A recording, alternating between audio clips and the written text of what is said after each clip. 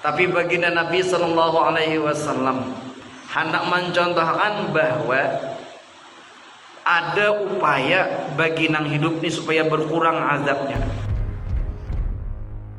Nah, ternyata setelah penguburan pun ada hal-hal yang disunatkan. Apa yang pertama? Yusannu wad'u jaridatin khadra indal qabri. Disunatkan meletakkan jaridah, ini pelepah yang hijau di atas kubur.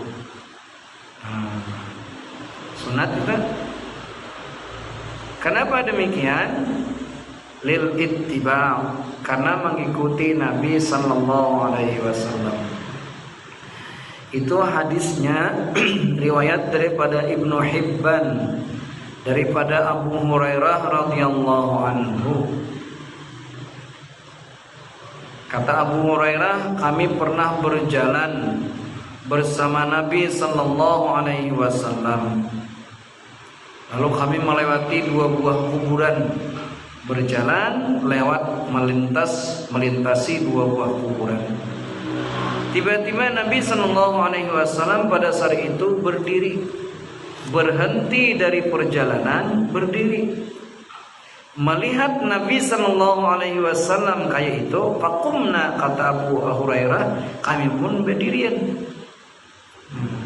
Karena para sahabat itu apa yang digawi Nabi menuruti. Nabi memandang berdirian juga. Dilihat oleh Abu Hurairah radhiyallahu anhu, faja'ala launuhu yataghayyaru hatta ra'ada kammu qamisihi. Tiba-tiba wajah Nabi sallallahu alaihi wasallam terlihat berubah. Seakan-akan ada yang dilihat atau didengar oleh sidin ketika itu. Sampai bergetar kamu kamisihi, nih lengan baju sidin itu bergetar. Jadi setelah wajah sidin berubah, bergetar tangan sidin. Ketika itu sahabat bertakun, faqulna ma laka ya Rasulullah, ya Rasulullah, apa yang terjadi pada sampean?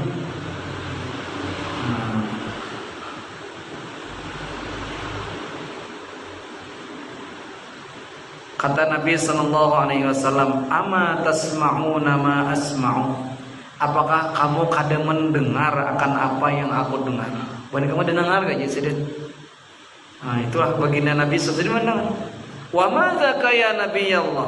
Para sahabat, apa yang sampean dengar wahai Nabi Allah? Subhanallah. Kata baginda Nabi, hadzani rajulani yu'adzabani fi quburihima 'adzaban syadidan fi dzambin hayyinin. Nih kedua laki-laki nang dikubur ini, keduanya diazab dalam kuburnya azab nang sangat keras akibat dosa yang enteng. Enteng di mana? Ujar ulama menafsirkan fi dhannihim, enteng dalam perasaannya. Karena sebenarnya nang ngaran dosa itu ada di nang intingnya. Famay ya'mal wa may ya'mal mithqala dzarratin syarran yarah. Siapa yang beramal satu keburukan walaupun sebesar zarrah, zarrah itu timbangan yang paling ringan, yarah, niscaya dia akan melihat. Jadi kalau dilihat nang itu kadada dosa itu nang enteng. Tapi Nabi mengatakan demikian, ujur ulama maksudnya enteng dalam sangkaannya. Satu tafsir ulama dosa nang enteng itu enteng dalam sangkaannya padahal berat. Au hayyinin alaihi majtidabuhu, atau maksud enteng dulu enteng mudah dalam menjauhinya, cuma digawi aja masih. Ketika itu sahabat pun bertakun, fi fabima zaka, apa dengan sebab apa keduanya diazab. Ujar Nabi kita menjawab, kana ahaduhuma la yatanazzahu anil bauli minal bauli. Salah satu dari keduanya ini tidak bersih daripada kencing. Makanya kan kita bekamih nangin tuh, setelah bekamih wajib kita istibra. Ada sebagian sunat, padahal ada nang wajib, nang sunat nangin nang memangnya kada ada penyakit setelah bekamih langsung tes. Tetapi bagi nang kebetulan biasa nang kada tes, itu istibratnya menjadi wajib. Nah, makame nang santai banget, makame katek seikit cus bebeso dipalik-palik katangan nah segala-galanya enteng banget.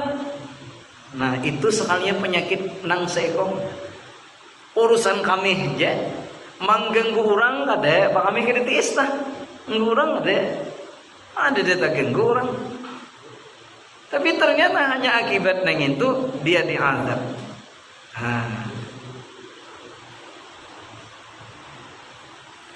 Wa kanal akhar, nang lain bang, nang seikongnya penyakitnya apa? Nang mulainya diazab dengan azaban syadidan fi qabrih.